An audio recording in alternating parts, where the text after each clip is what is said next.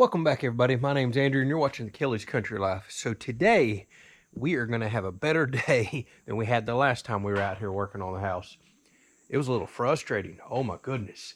So, the agenda. Just checked the radar. It's 70% today, so they dropped it a little. There's a lot of rain, but it's south of us and not necessarily moving our direction.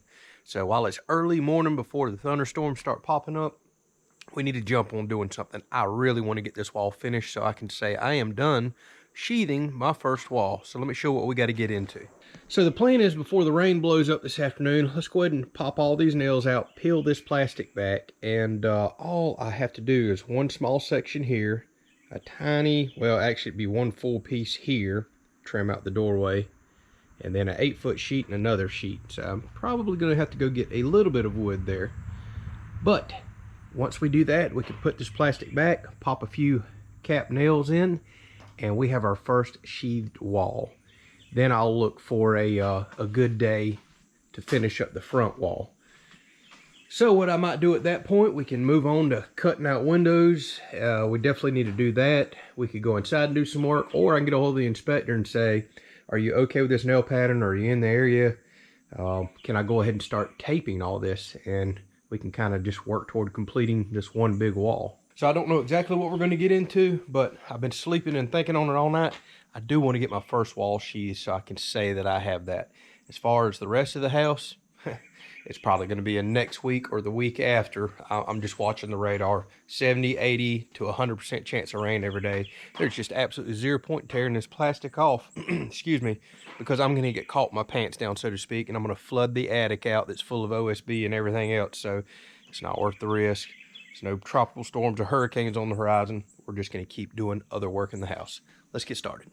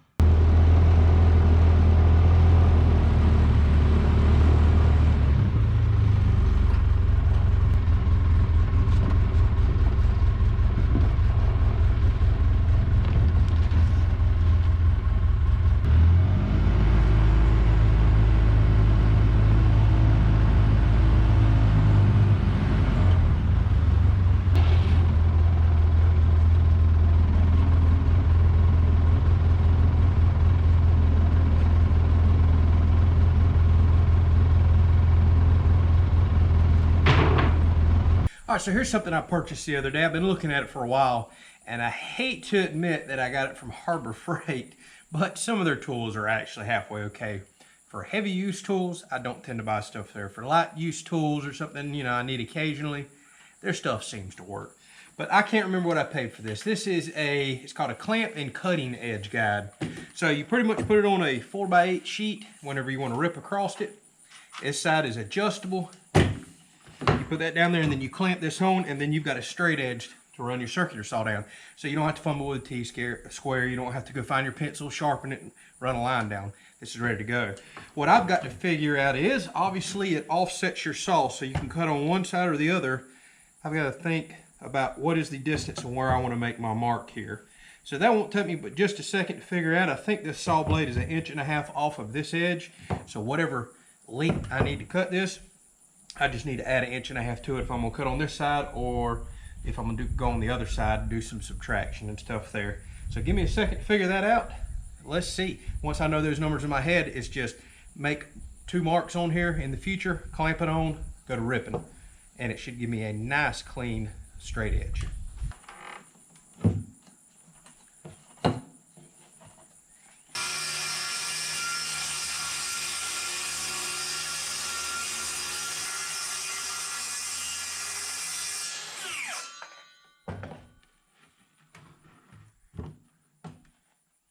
Well, that worked quite easy. Proof's in the pudding. Oh wow. That is a super straight cut. All right. Not that it really matters for this situation, but sometimes it does. All right, so the other proof is I'm looking for 77 inches to see if I measured correctly. 77 on the dot. All right, I think I'm gonna like that thing. We'll just have to see how long it holds up, because it's got a lot of plastic in it, which I don't like, but I think I paid $15. It was worth a try for $15.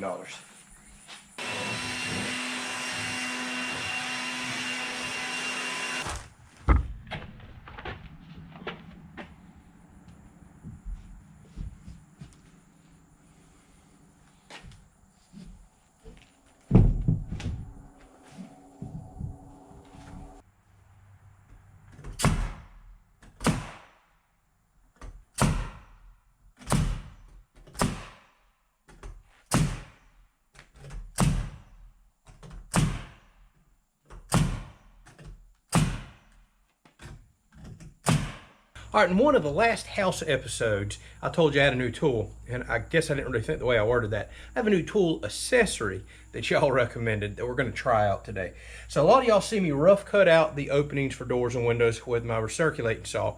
Now, it works well, it really does, but it is a bit cumbersome to have up on scaffolding or a ladder. A lot of people ask why I don't cut out with a router, and I've tried it. I've always used the bearing end bit that the bearing rides on the inside surface, then it's got a big cutting surface on the outside. Now the problem with those is it always seems like I burn those bits up really quick whenever I cut through full 1/2 inch thick material going all the way around. Plywood, OSB, doesn't matter.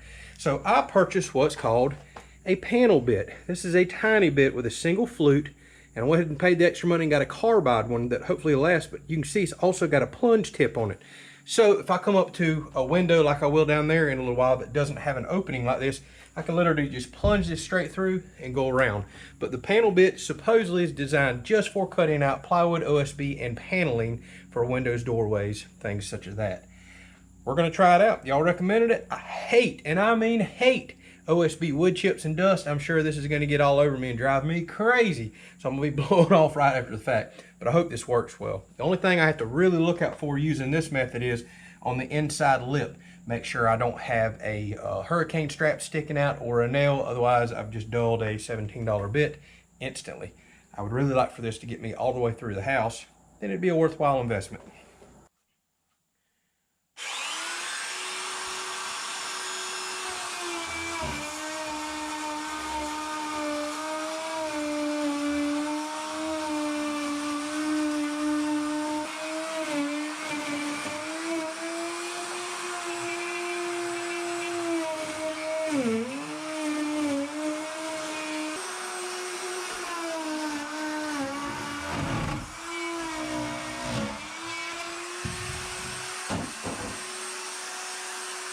that worked really well. That's the ticket. I'm covered in junk, but that works way better than the old bearing topped bits that I was using. A panel bit. Learn something new every day. This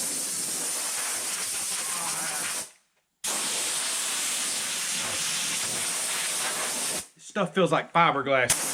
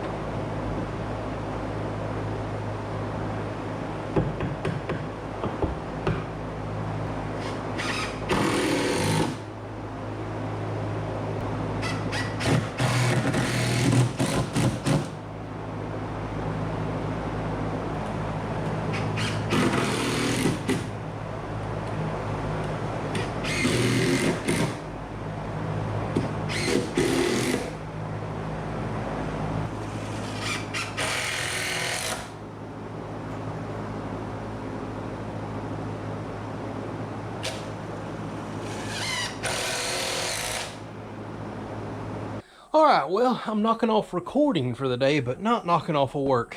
I have got a lot of stuff to do out here that is not really recording friendly. This place is a disaster to me. I got to do a bunch of cleanup, sawdust and junk everywhere. So I have a clear mind when I start my day tomorrow. So overall today, it looks different. So we got the plastic tore off, this whole end complete, nailed in, plastic back. So that's good. Doorways, bathroom windows cut, kitchen, the other doorway, and the other window. So this side is officially sheathed and done. We can say that now, with the exception of taping the seams. So I'm gonna reach out to the inspector about that, send him some pictures, see if he's okay. Otherwise, if he's in the area, he's more than welcome to come out, inspect my nail pattern, and see if I can go ahead and at least tape this one side to get that off of my list. But looks a whole lot different now. So as far as inside goes, figured I'd wrap my day up. I took y'all's advice. Y'all had an excellent idea to block out for curtains, window curtains. So I went ahead and did that around all the windows in here. I didn't record everything. Bedroom windows back there, went ahead and blocked those out because we know we're gonna have some heavy blackout curtains and other stuff back here. I'd much rather it be in wood than I would sheetrock. So that gives us a lot of flexibility to go extra wide with a curtain. Went ahead and blocked out the utility there as well. So the plan is, if weather allows, we got a lot of stuff on the radar. Looks like it's about to be here in a few minutes. But over the next few days, eventually I'd like to tear this side plastic back. I'll have to remove that board up top from outside. And I'd like to finish this section right here and then get the inspector's permission to go ahead and house wrap all the way around and have one half of the house done. So we're not too terribly far away from doing that, but in the meantime, I'm just gonna keep knocking out blocking in here. We still got kitchen cabinet blocking, utility blocking, and then of course I can start putting electrical boxes, and I'm building me a list as I go. I don't have any fan boxes, which really only need one, because we're gonna do a couple specialty fans for the living room and outside. We'll talk about that later. And see, what else is there? I don't know, I'm keeping a running list going, so I gotta make a hardware store run at some point too. But man, it looks different in here. It's definitely darker, but looks way different. The one thing Tiffany and I can't get over is how tall the walls feel now. I thought it would feel more crammed inside and outside. Putting the sheathing up is the exact opposite. This thing feels huge now, absolutely huge. And these porch walls feel gigantic up there. You just don't realize how big a 12-foot wall is because it's not too terribly common. You see a lot of 8s, 9s, and 10s around here, but 12s are, wow, they're huge. All right, so we're whittling away piece by piece. We'll get you another video out soon. Thank you so much for watching.